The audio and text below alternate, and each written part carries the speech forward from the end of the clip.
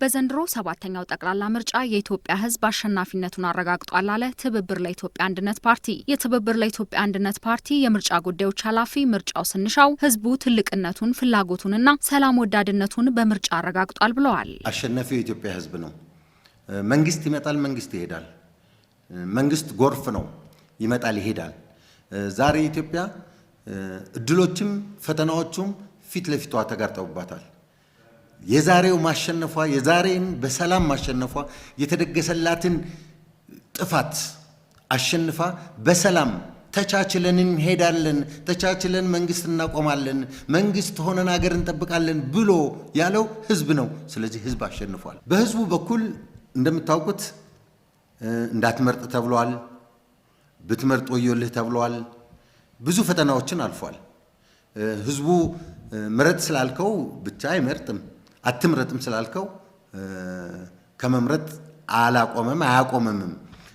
እኛ ሰላማዊ ትግልን መርጠን እንታገላለን ብለን በህዝቡ ፊት እንደመቅረባችንና ሰላማዊ ትግሉ መቀጠል አለበት ብለን አምነን ኖ በምርጫው መሳተፍ አለብን ብለን ከጀመርንበት ጊዜ ጀምሮ ህዝቡ ለሰላም ያለውን ጥረት አላጓደለም።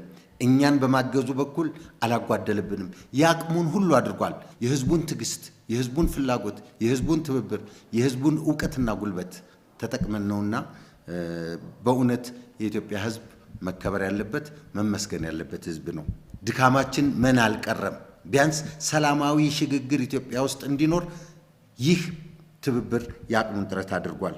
ምርጫው ብዙ መልእክት አስተላልፏል ያሉት የትብብር ለኢትዮጵያ አንድነት የምርጫ ጉዳዮች ኃላፊ ምርጫው ስንሻው የኢትዮጵያ ጠላቶችን ቅስም የሰበረ የኢትዮጵያ ህዝብ ለአንድነቱና ለሰላሙ ያለውን ቁርጠኝነት የገለጸበት በዚህም አድናቆትን ያተረፈበት ነው ብለዋል።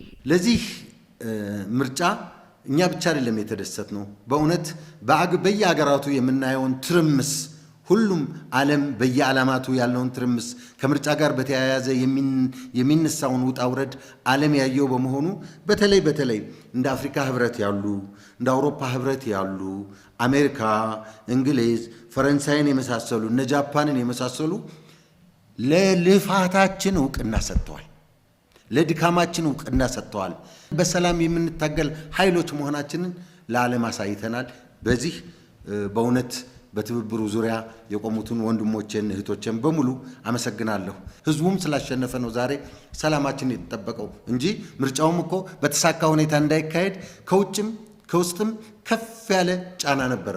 ግን ያንን ሰብረን ወጥተናል። እኛ የኢትዮጵያ ህዝብ ታላቅ ህዝብ ነው። የሚያደርገውንም የሚያውቅ ህዝብ ነው። አንተ ና ብለህ ስለጎተትከው የሚጎተት ህዝብ አይደለም።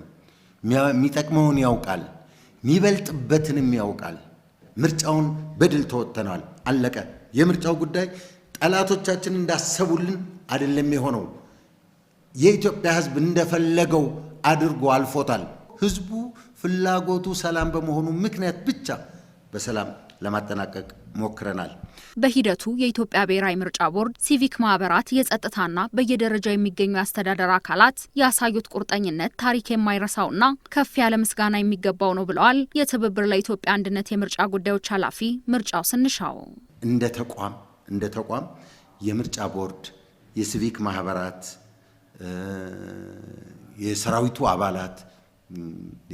አባላት፣ የጸጥታው አባላት፣ የቀበሌው ሹሞቹ፣ የክልል ባለስልጣኖቹ፣ የወረዳና የዞን መሪዎቹ ሁሉም ይህ ምርጫ የተሳካ እንዲሆን በየአቅማቸው ላደረጉት ነገር አክብሮታለን። ከፍ ያለ አክብሮታችን ይድረሳቸው እላለሁ። ምርጫ ቦርድ ለኛ የከፈለውን መስዋዕትነት፣ ምርጫ ቦርድ የተወጣውን ኃላፊነት ለኢትዮጵያ ህዝብ በግልጽ መግለጽ ፈልጋለሁ፣ በግልጽ መናገር ፈልጋለሁ። ከመጀመሪያው ጀምሮ ከበጀት ምደባ ጀምሮ የሰው ኃይል ስልጠና፣ የፓርቲ አባላትን ስልጠና፣ የፓርቲ አባላት ምርጫውን እንዲያስፈጽሙላቸው ያመጧቸውን ሰዎች ጭምር በማሰልጠን የፓርቲ አባላትን ራሱን ፓርቲውን ወደ ውድድር በሚገባበት ጊዜ የክርክር ስልቶችን ባለሙያዎችን በመጋበዝ አምጥቶ አሰልጥኖናል። ለዛ ታላቅ ክብር አለኝ። በሁሉም አካባቢዎች በሁሉም የፖለቲካ ፓርቲዎች የተነሱ ቅሬታዎችን በመፍታቱ በኩል ያደረገልንን አስተዋጽኦ በቀላሉ አላየውም። ትልቅ አስተዋጽኦ ነው። ረድቶናል። በሎጂስቲክ እኛን በማገዝ ብቻ አይደለም፣ ጉልበት፣ ዕውቀት፣ ገንዘባቸውን በእውነት ሰውተው ቅዳሜና እሁድ ሳይቀር የእኛን ጥያቄዎች የበርካታ ፖለቲካ ፓርቲዎችን የየቀበሌ ችግር ለመፍታት ከመጀመሪያው የውድድር ቀን ከመጀመሪያው የፉክክር የቅስቀሳ ስራ ጀምሮ እስካሁን እስከ ድምፅ አሰጣጥ ስነ ስርዓቱ ድረስ ምርጫ ቦርድ ያደረገልንን ነገር በእውነት ይሄ ነው አልልም። ከልብ በኢትዮጵያ ሰፊ ህዝብ ስም አመሰግናለሁ። ምርጫው ብዙ መልእክቶች የተላለፉበት ከመሆኑ ባሻገር የሚመለከታቸው አካላት ሁሉ ኃላፊነታቸውን እንዲወጡ ያሳሰበ ነው ብለዋል የትብብሩ የምርጫ ጉዳዮች ኃላፊ። ሁላችንም ተስፋን ሰንቀን ሰላምን ናፍቀን በሰላም የሚጠናቀቀው ነገር ለነገ የዴሞክራሲ መንገድ፣ ለነገ መተማመን፣ ለነገ አንድነት፣ ለነገ አብሮነት መሰላል የሚሆን ሌጋሲ ጥሎ አልፏል። አሁን ያለው መንግስት እስከ መስከረም ባለው አዲሱ መንግስት እስከሚመጣ ድረስ ባለው ሀገሪቱ ውስጥ ያለ የሰላም እጦት አለ።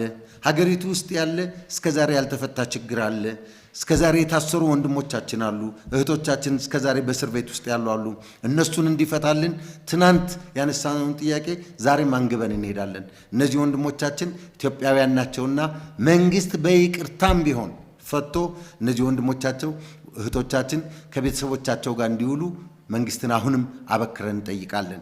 በሌላ በኩል መንግስት የዜጎችን መብት ብቻ አይደለም የዜጎችን ደህንነት የማረጋገጥ መብት አለው።